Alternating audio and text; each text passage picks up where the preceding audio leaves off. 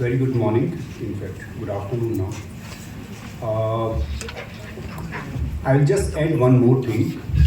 This is not only a clinical achievement which we are going to share with you, of course, a clinical achievement, but it is also a success story of a young sport enthusiast, the success story of the perseverance and the willingness, the willpower, how far you can go even after having suffered with such a bad injury. So it's such a combined effort. வந்தாங்க என்னோட ரூமுக்கு. So after I got discharge நான் weekly நான் once வந்துட்டு நான் check பண்ணுற மாதிரி இருந்துச்சு ஹாஸ்பிட்டலில் வந்துட்டு. ஸோ ஆமாம், ஸோ ஆஃப்டர் தட் வந்துட்டு வீக்லி வந்துட்டு 2 weeks ஆச்சு. ஸோ அதுக்கப்புறம் வந்து மந்த்லி ரிவ்யூஸ் ஆச்சு. அதுக்கப்புறம் வந்துட்டு 2-3 months ரிவ்யூஸ் ஆச்சு. ஸோ எப்பயுமே வந்துட்டு டாக்டர் வந்துருக்கு கைட் பண்ணிட்டு இருந்தாங்க, லைக் என்ன பண்ணணும், நெக்ஸ்ட் என்ன ஸ்டேஜுக்கு வந்துட்டு எடுத்துகிட்டு என்ன பண்ணணும் அப்படின்னு. ஸோ அதுக்கப்புறம் அவங்க வந்துட்டு ஸ்லோவாக வந்து in the early hours of the evening, he was brought with a very bad road traffic accident which led to a very high impact injury to the right knee. He was in excruciating pain. There was a huge swelling and he had actually lost a lot of skin in the right knee because of the impact of the injury. So when we took an X-ray for him, it showed that the bone called patella, which we commonly call as the kneecap, it was broken into multiple pieces, and there are so many muscles and tendons which are attached to there. Those were all torn and the bone was literally seen outside in the knee. It was such a bad injury that he had come in with. So we had immediately called in our specialist, Dr. Venkatraman. He is the நான் very shaky mind. நான் அப்படி சொல்லணும்னா என்ன நடக்குன்னே தெரியல, ஆனால் பிளாங்காக இருந்தது. But வந்து இந்த emergency department I have to say that people came and comforted me. இதுதான் ப்ரொசீஜர், இப்படி பண்ண போகிறோம், வெரி கிளியராக இன்ஸ்ட்ரக்ட் பண்ணாங்க. அண்ட் தட்ஸ் பிகாஸ் அந்த மாதிரி நேரத்தில் ஒரு பேரண்ட்டுக்கு வந்து ஹோப் கொடுக்குறது தான் எனக்கு that's the biggest I think சப்போர்ட்னு நான் நினைப்பேன்.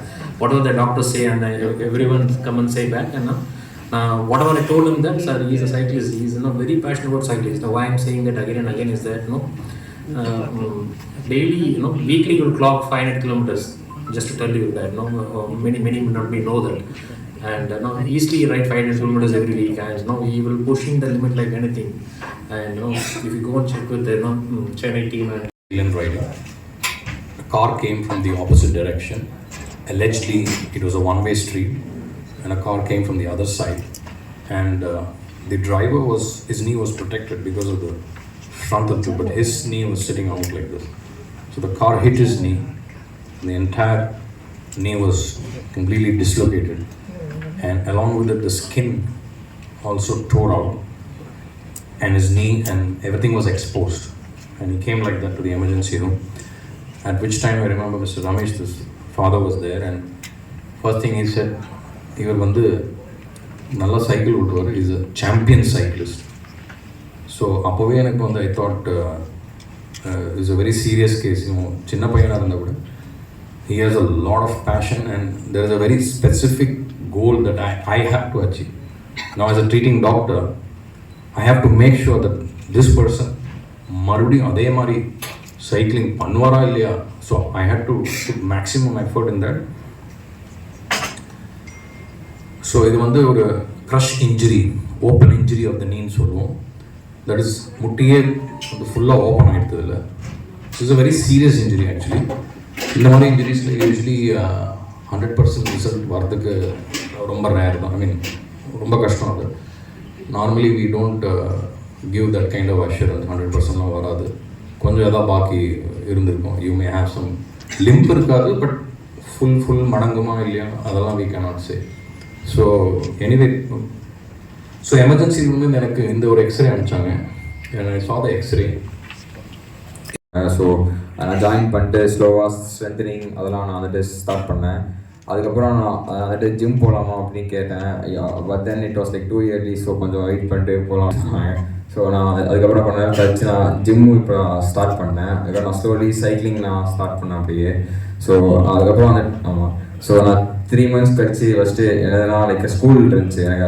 சம்மர் பிரேக்கில் தான் இந்த இது நடந்துச்சு. ஸோ ஆஃப்டர் தட் நான் ஸ்கூல் போனேன் ஜூனுக்கு. ஸோ அப்போ நான் அதாவது வாக்கிங் ஸ்டேஜில் அட்லீஸ்ட் நான் இருக்கணும்னு சொன்னோம். அது லைக் அது கன்ஃபார்மாக வந்து பண்ணிட்டாங்க. அப்புறம் ஆக்சுவலி நான் ரன்னிங்கும் நான் ஸ்லோவாக ஸ்டார்ட் பண்ணிட்டேன். ஸோ ஆஃப்டர் தேட் வந்துட்டு ஆகஸ்ட்டில் எனக்கு ஆக்சுவலாக வந்து டிஸ்ட்ரிக்ட் சைக்கிளிங் மீட் இருந்துச்சு. It was 20 kilometre race.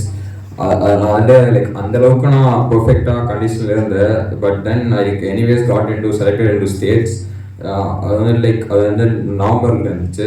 So அப்போ நான் வந்துட்டு லைக் பேக் டு ஃபார்ம் சொல்ல முடியாது. லெஃப்ட் லைக் ஆனால் ஓகே தான், பட் ரைட் லைக் லைக் 80% குட்டாக இருந்துச்சு. But then I secured first place in 12 days.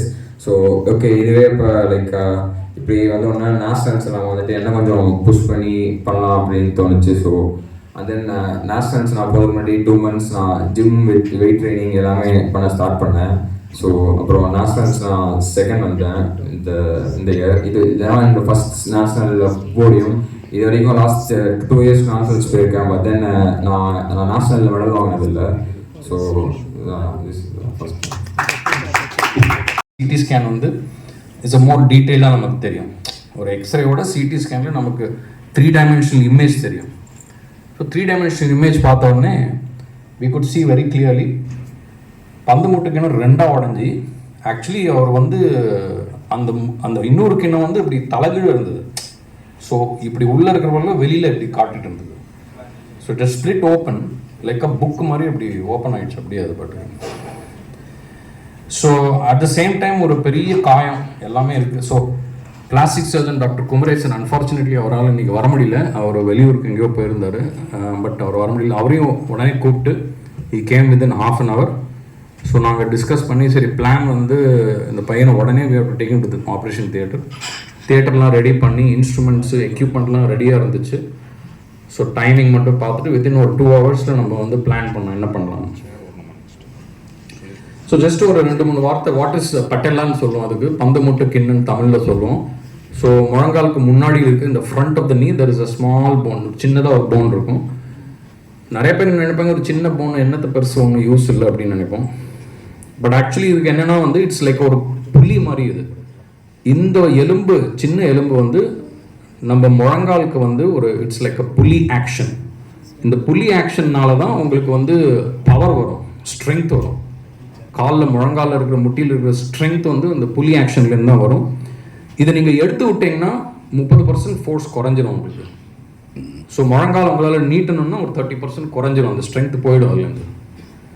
And இதில் இருக்கக்கூடிய அந்த ஜாயிண்ட் ஃபோர்ஸ் ரியாக்ஷன்னு சொல்லுவோம். அப்படின்னா நம்ம நின்றுட்டு இருக்கும்போது ஒரு பாடி வெயிட் இருக்குது. பட் நீங்கள் தரையில் உட்காந்து இருந்து ஒரு sitting on the floor and getting அப் உங்களுக்கு வந்து 7 times பாடி வெயிட் போகும்.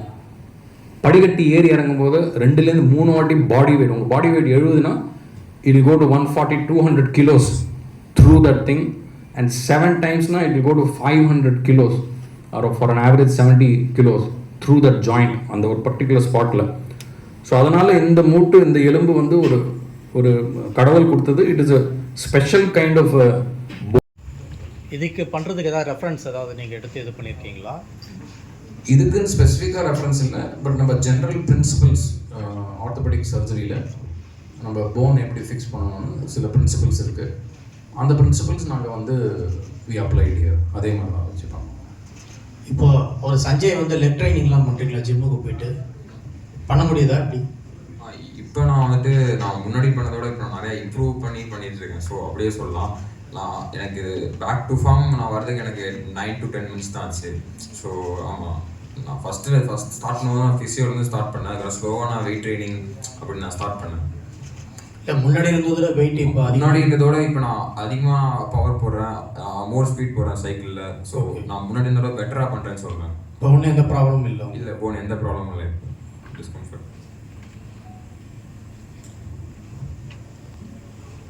நீட் டிரான்ஸ்பிரேஷன் பண்ணாலுமே இப்போ நிறைய சைடு எஃபெக்ட் இருக்குது. குறிப்பிட்ட பீரியடுக்கு அப்புறம் ப்ராப்ளம் கிரியேட் ஆகுதுன்றாங்க. இப்போ இவ்வளோ யங் ஏஜ் எப்படி சார் இது அவரால் லைக் தர முடியுமா? ஸோ ஐ திங்க் நீங்கள் கேட்குற கேள்வி வந்து நீட் டிரான்ஸ்பிளான்ட் கேட்குறீங்க. இது அந்த இதுக்கே அப்படி இருக்கு. பட் இப்போ யங் ஏஜ்ல இவருக்கு பண்ணிருக்கீங்க, இவர் நிறைய சைக்கிளிங்லாம் பண்றாருன்றாங்க. அப்போ இது வந்து லைஃப் வந்து அவருக்கு நல்லா இருக்குமா இது? ஸோ இது வந்து ஆல்வேஸ் மேபி லேட்டர் ஏஜில் இவருக்கு நீ பெயின் வந்தால் வரலாம். we cannot say that. இப்போ இல்லை, மேபி 50-60ல வந்தால் வரும். 50-60ல இதனால தான் வந்திருக்குன்னு சொல்ல முடியாது. ஏன்னா நார்மல் ஏஜ்லேயே சில பேருக்கு வந்து 50-60 வயசில் முட்டி வலி வரும். பட் நம்ம பண்ணிடுறத நம்ம பர்ஃபெக்டாக ரெடியூஸ் பண்ணி ஃபிக்ஸ் பண்ணோம்னா லைஃப் லாங் அது ஓடும். So there's only a 10% chance ஏதாவது ப்ராப்ளம் வரதுக்கு. 90% ஒன்றும் ப்ராப்ளமே வராது. பட் இது வந்து இது மாதிரி பண்ணதுனால இது ஓவர் ஸ்ட்ரெயின் ஆகும் இல்லையா அவருக்கு, அவர் லெக்குக்கு, அதனால எதுவும் ப்ராப்ளம் ஆகாதுல்ல? இல்லைங்க, அதான் நம்ம பேக் டு நம்ம எப்படி நம்ம பழையபடி நம்ம எலும்பு இருந்திருக்கோம் அதே மாதிரி லெவலில் நம்ம கொண்டு வந்துட்டோம்னா எவ்வளோ ஸ்ட்ரெயின் பண்ணலாம்.